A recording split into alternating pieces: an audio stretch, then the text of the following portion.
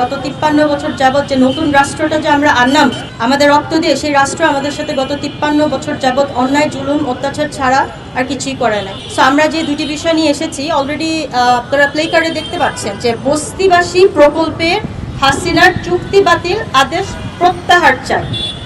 এখন আসেন বস্তিবাসীদের প্রকল্প এবং হাসিনার যে চুক্তি বাতিল সেটা বলতে আমরা কি বুঝাচ্ছি। এটা আমাদের প্রথম দাবি। এটা বলতে এটাই বুঝাচ্ছি যে আমরা ভাষানটেক পুনর্বাসন প্রকল্পে বস্তি পুনর্বাসনের জন্য একটি প্রজেক্ট করছিলাম যেখানে সরকারি কোনো টাকার প্রয়োজন নাই। বস্তিবাসী নিয়ে সারা দেশে অনেক রকম সমস্যা হয়। আমাদের যারা মন্ত্রী মিনিস্টাররা থাকে তারা সুন্দর সুন্দর মতো যেয়ে দেখে যে তাদের কষ্ট এটা সেটা তাদের টেক কেয়ার করে, কিন্তু এত কিছু তো দরকার নাই ভাই। আপনি যদি বস্তিবাসীদের পুনর্বাসন করতে পারেন, তারা বস্তিতে কেন থাকবে? তারা কি একটা ফ্ল্যাটে থাকতে পারে না? একটা ফ্ল্যাট পেলে তারা যেভাবে তাদের জীবনমান উন্নয়ন হলেও তো ভাই বস্তিবাসী বলতে কিছু থাকে না। আর ক্রিমিনালরা কোথা থেকে হয়? এভাবে বস্তি থেকেই হয়। তো এই প্রকল্পটার একটি চুক্তি হয়েছিল ভূমি মন্ত্রণালয় এবং আমার আব্বুর কোম্পানি NSPDL এর। ওই চুক্তিতে লেখা আছে যে গভর্নমেন্ট কি করবে, ভূমি মন্ত্রণালয় কি করবে, আর হচ্ছে NSPDL কি করবে। কোনো রকম যদি কোনো বিরোধ দেখা যায় সেক্ষেত্রে সালিসি বোর্ড হবে, কিন্তু চুক্তি বাতিল করাটা ইলিগাল, এটা তারা করতে পারে না। অথচ এটা হাসিনা নিজের থেকে বাতিল করে দিয়ে গেছে অবৈধভাবে। আর তারপর তো এই যে আমাদের চলছে, আদালতের রায়ও আমাদের পক্ষে আছে, সেদিকে আমি না গেলাম। তো এই বাজেটটা হচ্ছে 16 ডিসেম্বর আমাদের দেশটা স্বাধীন হলো, নতুন রাষ্ট্র পেলাম।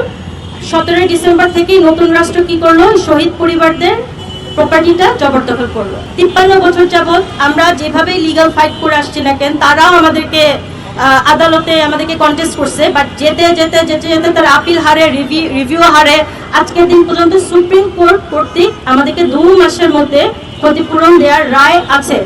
সরকারের আর কোনো ওয়ে নাই যাওয়ার। উচ্চতর আদালত থেকে রায় আছে, কিন্তু তারা বসে বসে কি করতেছে? এই রায়টাকে মানতেছে না। তো এটা নিয়ে আমাদের অলরেডি চলছে এবং আমার বাবা অলরেডি বলে গেছেন যে এটার ক্ষতিপূরণ 53 বছরের ক্ষতিপূরণ এসে দাঁড়ায় আপনার 8,000 কোটি টাকা।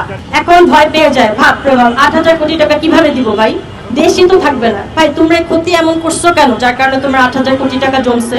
You are bound to pay that anyway. So এই দুটো বিষয়ে আমরা নিবেদন করতে করতে করতে করতে পিঠ দেয়ালে থেকে যাচ্ছে। আমরা শহীদ মুক্তিযোদ্ধা পরিবার, আমাদের পিঠ দেয়ালে থেকে গেছে, এই আমার বস্তিবাসী ভাই বোনদেরও পিঠ দেয়ালে থেকে গেছে।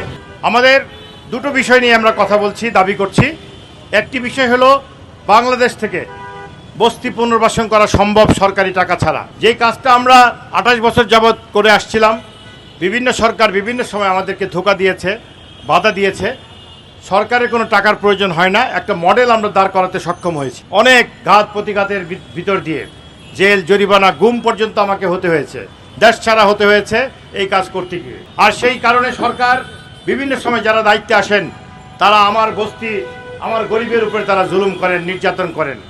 কি নির্যাতন করেন এই নিয়ে আমাদের শিক্ষিত সমাজ এবং বিশিষ্ট ব্যক্তিরা নানানভাবে তারা বস্তি নিয়ে গবেষণা করেছেন। সব গবেষণাতে একটা কথা পরিষ্কার হয়েছে, এই বস্তিতে আগুন লাগানো কিংবা বস্তিবাসী কেন ঢাকায় আসে, এদের ইতিহাস অত্যন্ত করুণ এবং কষ্ট, মানবতার জীবনযাপন করে। তাদের সন্তানরা বেশিরভাগ কারণেই মিথ্যা অভিযোগের ভিত্তিতে তারা জেলে পর্যন্ত খাটে। আমরা এই বস্তিবাসী বাংলাদেশের পুনর্বাসন করতে সক্ষম সরকারি টাকা ছাড়া।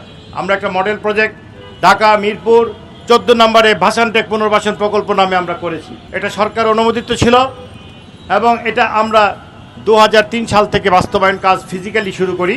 সেই কাজ 2010 সালের মে মাস পর্যন্ত চলমান অবস্থায় ফ্যাসিস্ট হাসিনা সরকার আমাদেরকে এক কাপড়ে এই প্রজেক্ট থেকে বের করে আমাদের কাজ বন্ধ করে দেয় এবং আমাদেরকে 1 মাসের মধ্যে আমাদেরকে দেশ ছাড়া করে।